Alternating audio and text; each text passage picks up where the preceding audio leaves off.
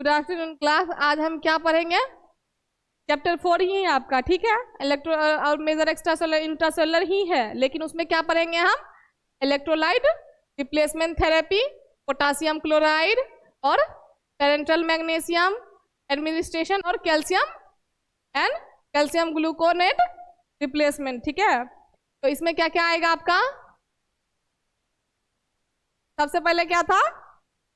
Potassium chloride, ठीक है। Potassium chloride का क्या फॉर्मूला होता है? KCl। के हो गया पोटासियम का और Cl हो गया, ठीक है। अब साफ पता चल रहा है कि यहाँ पे पोटासियम और क्लोराइड को कंबाइन किया गया है ना। तो कहते हैं कि पोटासियम क्लोराइड उसका मॉलिक्यूलर वेट कितना होगा? जो कि मतलब कि जिसमें प्योरिटी कितनी होती है KCl की? 99.5%। इतनी प्योरिटी KCl की, मतलब कि जो आपका KCl प्रेजेंट रहेगा वो जो उसकी प्योरिटी परसेंट होगी वो कितनी होगी?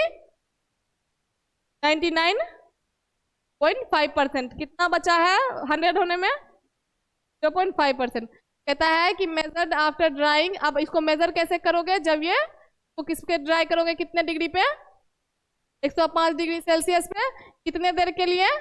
2 आवर्स के। तो कहता है कि पोटासियम क्लोराइड होता है जिसका मॉलिक्यूलर वेट 74.56 होता है, और उसका मतलब कि उसमें जो आपका प्योर KCl का जो परसेंटेज होगा वो 99.5% होगा।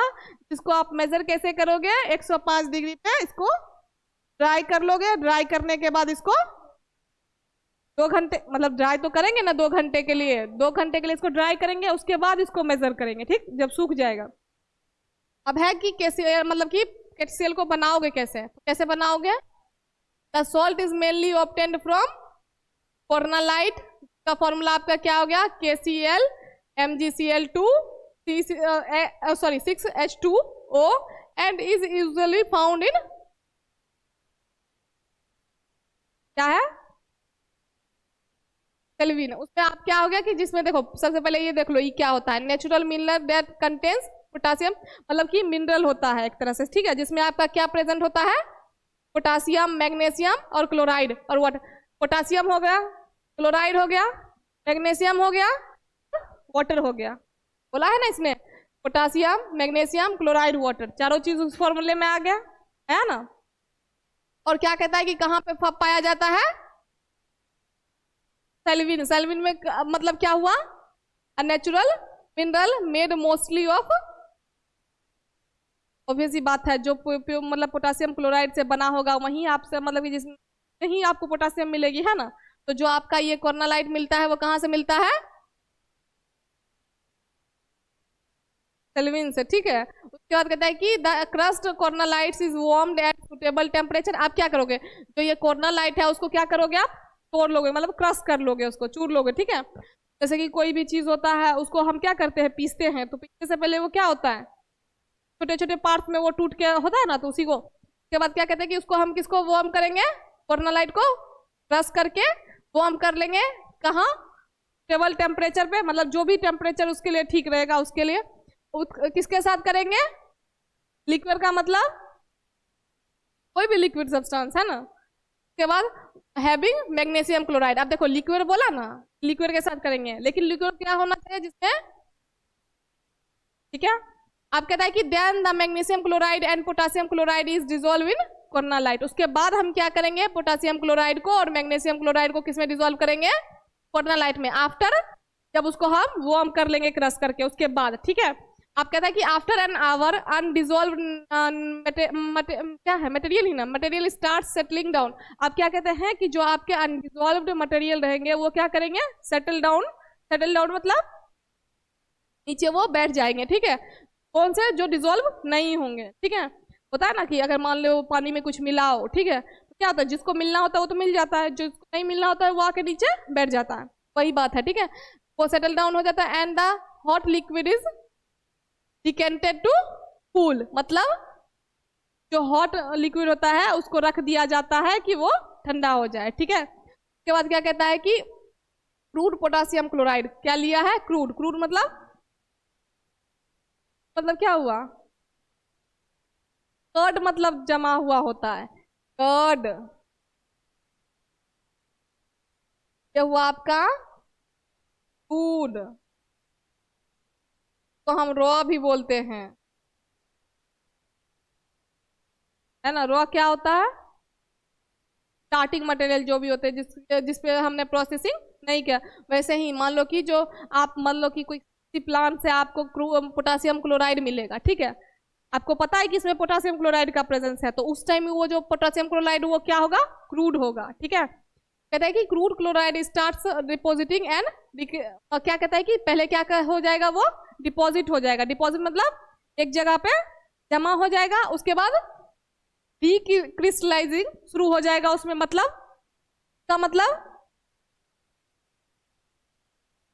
ऐसा प्रोसेस जो किसी भी सब्सटेंस को मतलब सॉलिड सब्सटेंस को प्यूरिफाई करने का काम करते हैं। तो ये प्रोसेस आपका शुरू हो जाएगा डिपॉजिट होने के बाद।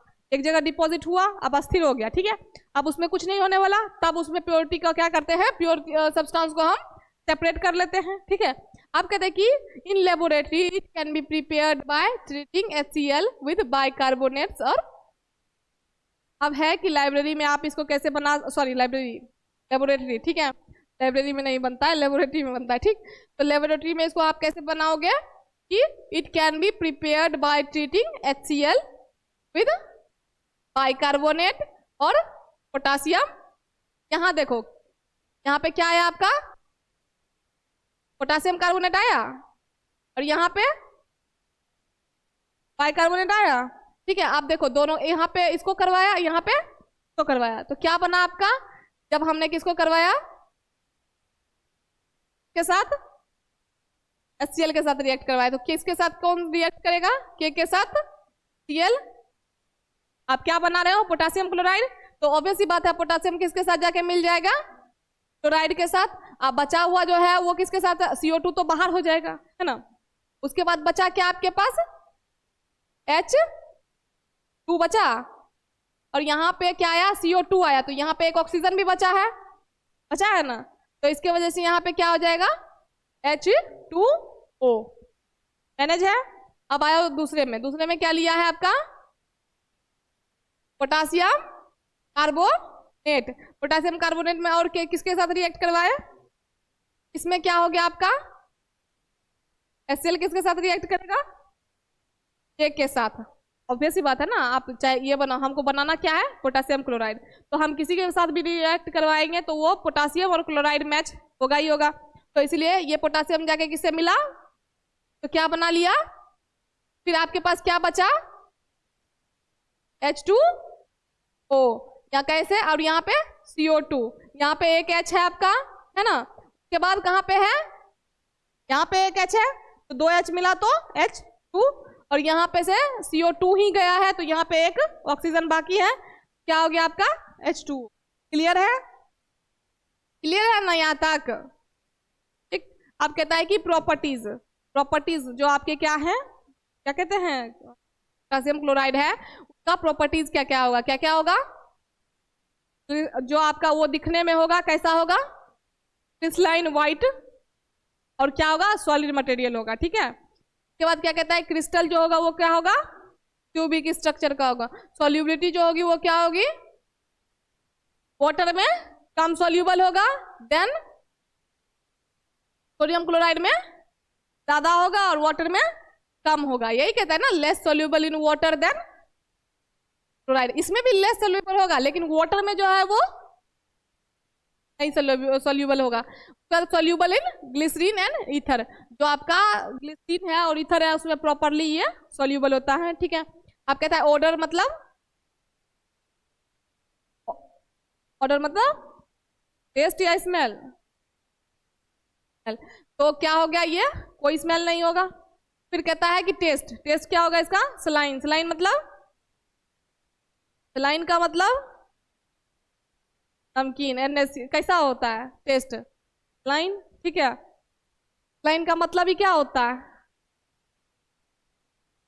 कहते हैं ना उसको NS चढ़ा रहा है, RL चढ़ा रहा है ना।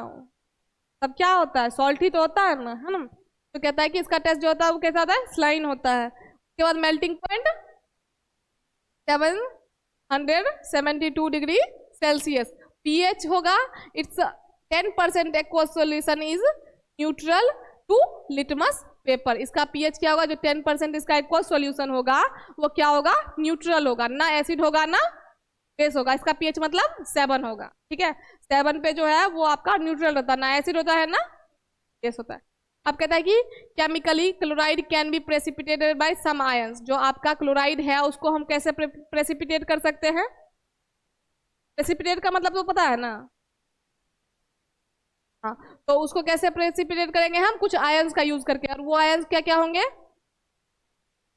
और Hg क्या होता है, मर्क्यूरी, के बाद पीबी लेड का, ठीक है।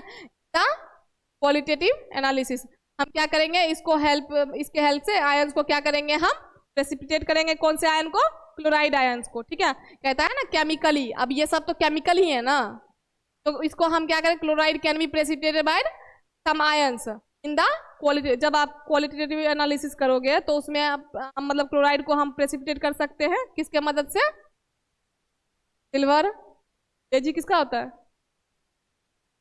Ag सिल्वर का, और Hg और Pb लेड का। तो इन सब के हेल्प से हम क्लोराइड को प्रेसिपिटेट कर लेंगे, ठीक है। अब कहते हैं कि इसका मेडिसिनल यूज क्या क्या होता है। अब बनाया है तो कुछ यूज भी होगा, है ना, क्या क्या यूज होगा। This salt is used as liquid to replace potassium in the body. क्या कहता है, दिस सॉल्ट जो है, ये जो सॉल्ट है आपका वो यूज होता है कैसे, as a liquid to replace potassium in the body, body में पोटासियम को रिप्लेस करने के लिए, ठीक है। अब कहते हैं कि sometimes it can irritate the stomach. क्या करेगा ये, स्टमक को इरिटेट करेगा, मतलब अजीब सा लगेगा, फील होगा, ठीक है। If it can be taken by mouth, और if potassium levels are very low, की वजह से क्या हो जाएगा आपका, ऑब्वियसली बात है, जब पोटासियम की लेवल कम होगी तो हाइपोकैलेमिया, और ज्यादा होगी तो क्या, तो कहता है कि अगर आप क्या लेते हो, माउथ के थ्रू लेते हो, और if potassium levels are low, तो उसके वजह से क्या, it can given to a vein. मतलब कि अगर मान लो कि माउथ के थ्रू उसको नहीं ले पा रहे हो, ठीक है, या पोटासियम की लेवल बहुत ज्यादा लो हो, तो उसको हम डायरेक्टली किससे ले सकते हैं, है ना, आईवी से, मतलब कि क्या कहते हैं उसको, सलाइन चढ़ाते हैं ना, वही सब होता है ये, समझ गए, ठीक। तो किससे लेते हैं उसको हम, डायरेक्टली वीन के थ्रू, ब्लड में, ब्लड स्ट्रीम में चला जाता है। जो भी आप लेते हो, जो देखते हो कभी पानी चढ़ते हुए देखे हो किसी को, ड्रिप लगते हुए, वो कहाँ जाता है, डायरेक्टली ब्लड में चला जाता है। क्यों, क्योंकि वो जो इंसान रहता है वो, अब उसके पास उतना समय नहीं है कि वो बैठ के अपने बॉडी में कैल्शियम पोटासियम बनाते रहेगा, नहीं, उसको अभी अर्जेंटली चाहिए, तो इसलिए हम क्या करते हैं, उसको ड्रिप लगा देते हैं, ठीक। क्योंकि उसमें लेवल जो होता है वो कुछ ज्यादा ही बढ़ जाता है, घट जाता है, समझ गए। अब क्या है, it is given in treatment of cardiac arrhythmia. Cardiac arrhythmia क्या हो जाएगा, हार्ट बीट का जो ऊपर नीचे हो जाएगा, इरेगुलर होगा, ठीक है। क्या हो जाएगा ये, उसका ट्रीटमेंट में यूज हो जाएगा क्या, पोटासियम क्लोराइड। फिर कहता है आपका specially when myocardium cells are lack of potassium ion. जब मायोकार्डियम सेल्स के पास क्या होता है, पोटासियम आयन कम हो, ठीक है, तो उसके ट्रीटमेंट में भी आप यूज कर सकते हो, ठीक है। तो मायोकार्डियम सेल पता है क्या होता है, muscle cells that makeup the heart, ठीक है। ऐसे मसल सेल्स तो क्या करते हैं, हाँ, it is also use in treatment of periodic paralysis and मेनियर्स syndrome, disease of Narayan को जो कहते हैं मेनियर सिंड्रोम, ये हो गया आपके इनर ईयर के जो डिजीज होते हैं उनको हम कहते हैं, ठीक है। और क्या कहते हैं, पीरियोडिक मतलब कि पैरालिसिस क्या हो जाएगा,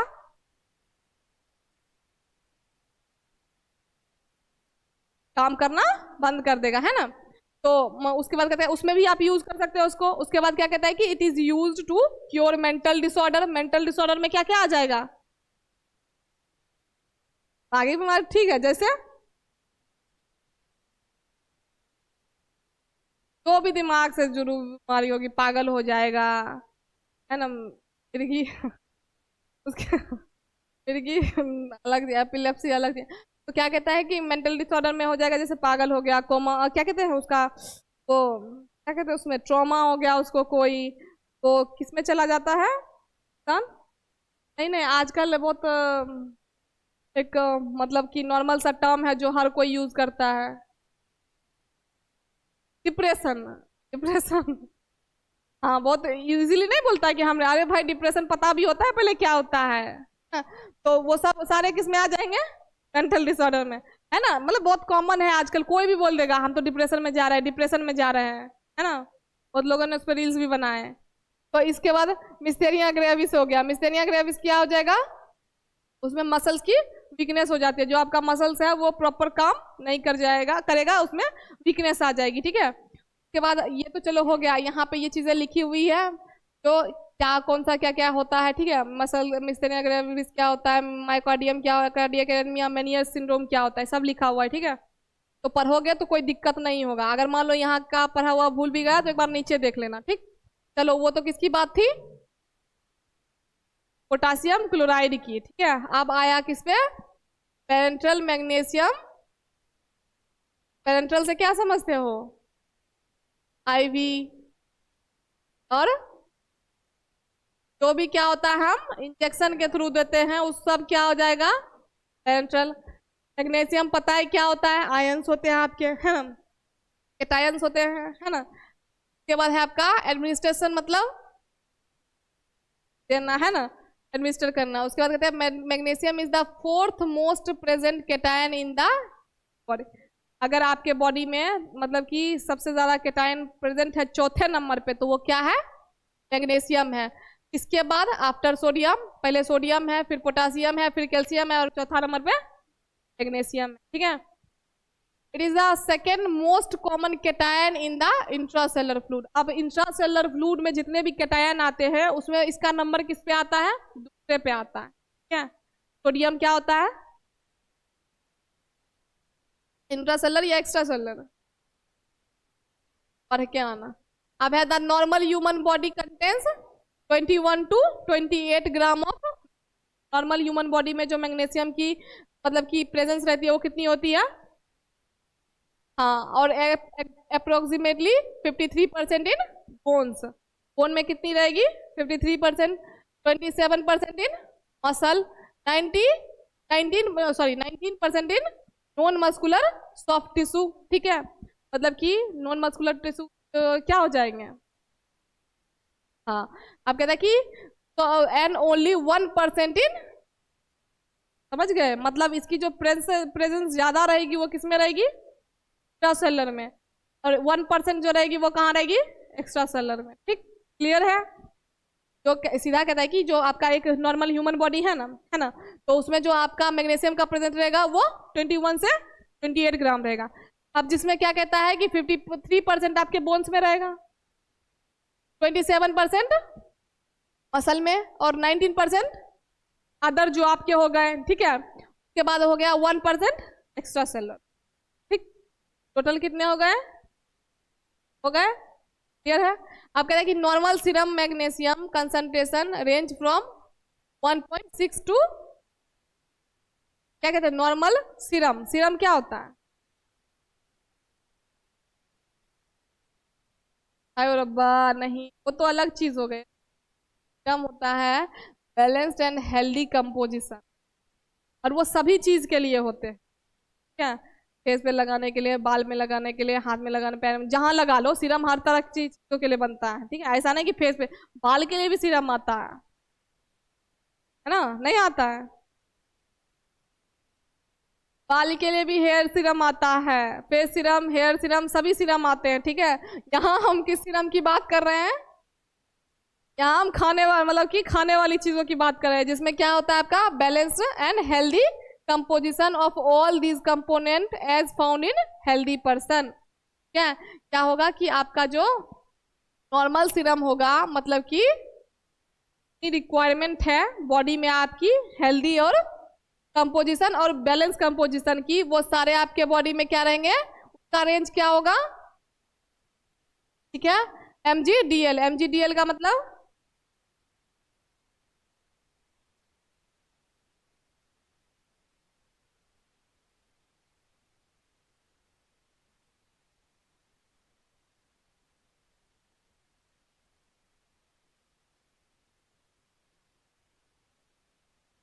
अब क्या कहता है मैग्नीशियम, हम क्यों बताएं क्या होता है, अब बताओ कितने बार तुमको Mg और Dl का मतलब इंसान समझाएगा, बताओ। Mg का मतलब यहाँ क्या होगा, Dl का मतलब क्या होगा, L का मतलब क्या होगा, L कैपिटल में और D कैपिटल में, मतलब D का मतलब कुछ और होगा, L का मतलब कुछ और होगा, दोनों आपस में तो कोई जुड़े हुए वर्ड्स हैं नहीं। और ये काम कौन किसका काम है ये पता करके आने का, Mg। जब कल क्लास लेंगे तो सबसे पहले यही पूछे, याद रखना, वरना तुम लोग तो खोल के भी नहीं देखोगे। उसके बाद क्या कहता है कि मैग्नीशियम इज, मान लो कि अभी के लिए चलो यूनिट मान के चलो कि एक यूनिट, ठीक है, समझने के लिए कल मैं इसका मतलब पूछूंगी और नहीं बताओगे तब पूछ, वरना तो तुम यहाँ से जाओगे, क्यों पीपीटी खोलेंगे, मैम बता ही दी जाते हैं so. Magnesium is one of the chief, chief का मतलब constituent of many biochemical compound. Biochemical compounds क्या होता है बोलना मत, नहीं आता है तो मैं, क्या होते हैं बायोकेमिकल कंपाउंड्स, बायो का मतलब, केमिकल का मतलब, बायो मतलब और केमिकल मतलब, तो जो लिविंग बॉडी के और लिविंग ऑर्गेनिज्म में केमिकल पाए जाएंगे उसको क्या कहेंगे हम, पढ़ लेता कम से कम यहाँ, chemical substances that are found इन,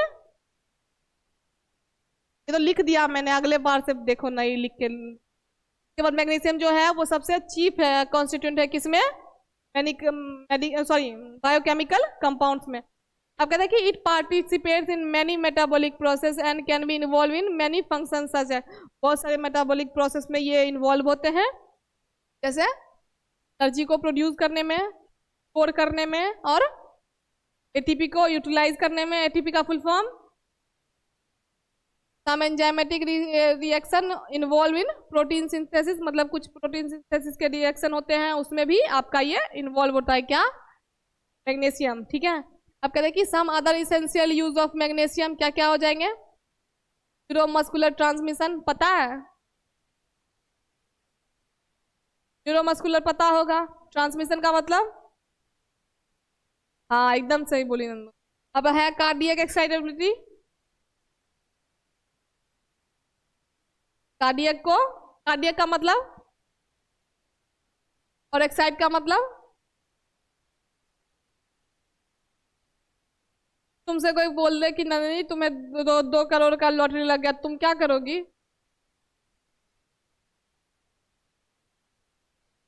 हाँ, है ना। तो एक्साइटेबिलिटी क्या होता है, कार्डियक एक्साइटेबिलिटी में क्या होगा, तो आपके कार्डियक का फंक्शन होगा उसको क्या करेगा, एक्साइट करने का काम करेगा, कौन, मैग्नीशियम। फिर है कार्डियोवेस्कुलर टोन, कार्डियोवेस्कुलर क्या आ जाएगा, कार्डियोवेस्कुलर पता है क्या,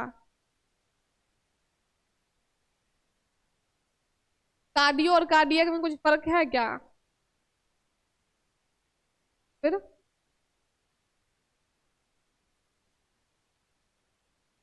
कितने बार बताया है, कितने बार बताऊं, एचएपी में भी पढ़े होगे, कंट्रोल ऑफ न्यूरोनल एक्टिविटी ये पता है,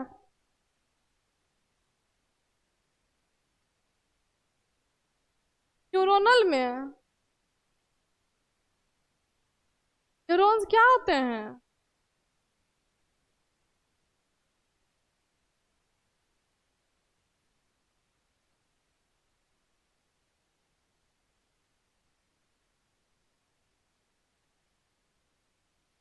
अभी चारों के बारे में पढ़ के कौन आएगा, लोगों ने तुक्का मारा है, पढ़ के कौन आएगा चारों के बारे में, खाली नहीं पढ़ के अब चलो, हम सोच लिए थे पहले ही देखेंगे ये आता है कि नहीं आता है, इसलिए लिखे भी नहीं, देखते हैं कैसे बताता है, कि वो चीजें मैंने बार बार रिपीट करवाई है, बार बार जाके देखना, पीपीटी खोल के देखो, पढ़ना लिखना नहीं होता है, बस सब कुछ मैम बता ही देगी। छोड़ो, आप देखो concentration of magnesium is mainly control by kidney, जो कैल्शियम की कंसंट्रेशन है वो कौन कंट्रोल करेगा? किडनी। किडनी तो पता है ना सबको। अब है in case of deficiency of magnesium kidney conserve the remaining. अब जो मान लो कि जैसे कि क्या कहते हैं कि मैग्नीशियम की कमी हो गई, तो जो वो किडनी ने उसको स्टोर करके बचा करके रखा है कंट्रोल, उसको क्या करेगा वो? क्या कहता है? In case of deficiency of magnesium kidney conserve the, जो बचे हुए मैग्नीशियम से वो काम चलाता है। ठीक है, जब तक आप उसको मैग्नीशियम की जो रिक्वायरमेंट है उसको फिल ना कर लो। ठीक है, कहता है in case of higher concentration of magnesium it can easily expelled through, और अगर ज्यादा रहा तो यूरिन के थ्रू वो एक्सपेल्ड आउट हो जाएगा। ठीक है, अब कहते हैं the most common magnesium replenisher are, कौन कौन से हो जाएंगे? Magnesium sulphate. ठीक है, अब देखो ये तो चलो हो गया कि ये सारे आपके यूज होने वाले हैं। मान लो कि अगर कोई रेप्लिनिसर की जरूरत है मैग्नीशियम का, तो आपका मैग्नीशियम क्लोराइड हो गया और मैग्नीशियम सल्फेट हो गया। और भी आते हैं, जो मेन है वो क्या हो गए? क्या रिप्लेनिसर पढ़ा था ना, क्या होता है रिप्लेनिसर? क्या होता है बताओ? और और कुछ और कुछ होता है या बस इतना ही? लोगों को कुछ नहीं आता है, यहीं तक पढ़ के रखना। ठीक है, यहाँ तक पढ़ के रखना, आगे नेक्स्ट क्लास में। और ये जो मैंने बोला है वो सारा पढ़ के आना। मैं पहले पूछूंगी उसके बाद क्लास लूंगी, इसीलिए आज यहीं तक पढ़ो, कल ये वाला टॉपिक कवर करवा देंगे। ठीक है, पढ़ के आना। Thank you.